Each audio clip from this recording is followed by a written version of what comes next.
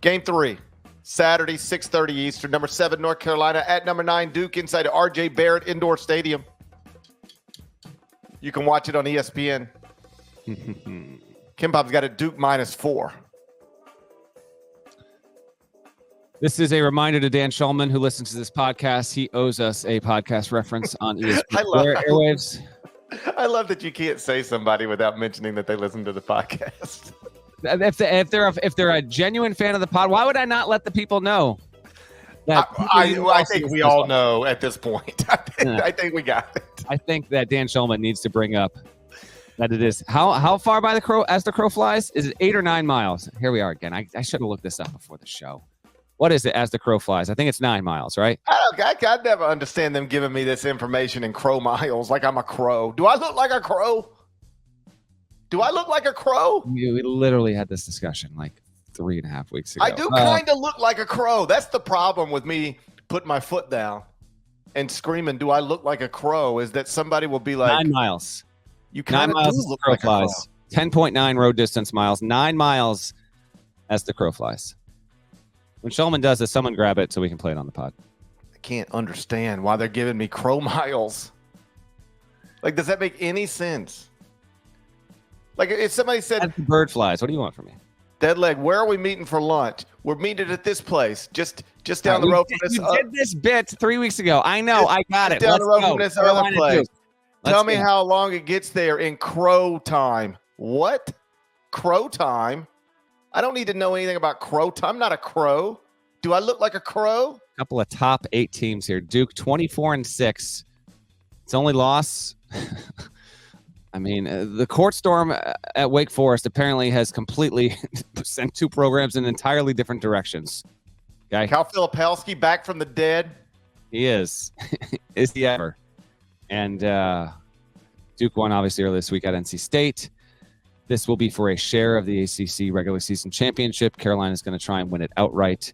From a game analysis standpoint, final game here for Jeremy Roach at home. I guess he has the COVID year technically, but I would think I'm figuring this is the final home game for Roach, Filipowski, Tyrese Proctor, Jared McCain.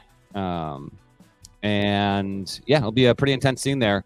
Armando Bacot, his final trip to UNC. He's already gotten an all-time victory there 2 years ago. Obviously, UNC has won 5 in a row. Defenses look pretty good over this stretch over the past few games here. Kempom, you said, has the line. Duke -4. 4. I will go Carolina straight up. Carolina straight up.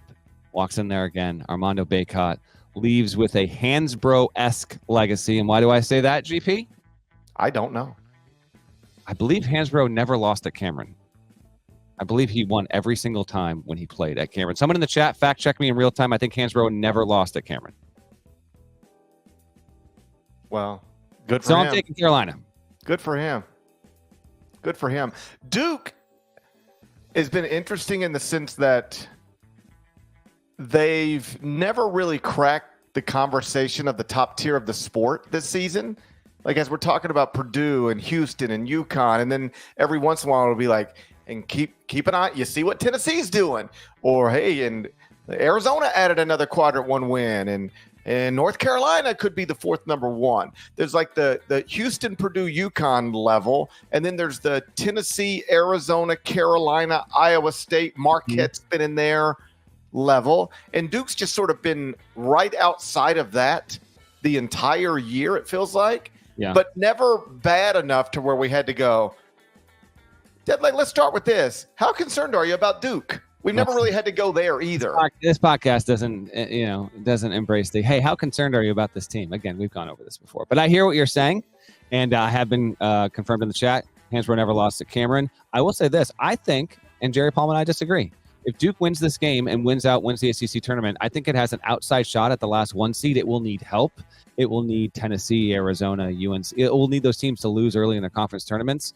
But I think Duke is your longest shot to be a 1 seed that's still actually in the conversation. It needs to win out, but I don't put it outside the realm of possibility. I think Duke is in the conversation, but here's the problem for Duke now, and this might end up being the problem for everybody. trying to get that 4th and 1 seed. I don't think Arizona's going to lose again. Probably not. Yeah. Duke And I don't. with average net win is worse than all the other teams fighting for a 1. You look at what Duke's done and its strength of schedule relative. On balance, it's played a weaker schedule. So it's awesome. Yeah. So like, if I don't think Arizona is going to lose again, then I don't think Duke can pass Arizona. Correct. That won't happen. Yeah. Right. You need Arizona to get picked off like this weekend and lose another pack. And you probably need Tennessee to get picked off too. You need Tennessee to lose twice. I'm not saying I think it's going to happen. I put it at like 5% chance, but yeah, I think it's still within the realm of possibility. Particularly, they got to run out, but win big here against Carolina. Hey, we'll put it at more than 0. There we go.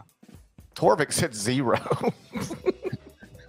For Memphis. That's disrespectful. 0? That's what it is. I took Carolina. I assume you Duke. I'm taking Duke -4. We're gonna have co-ACC champs.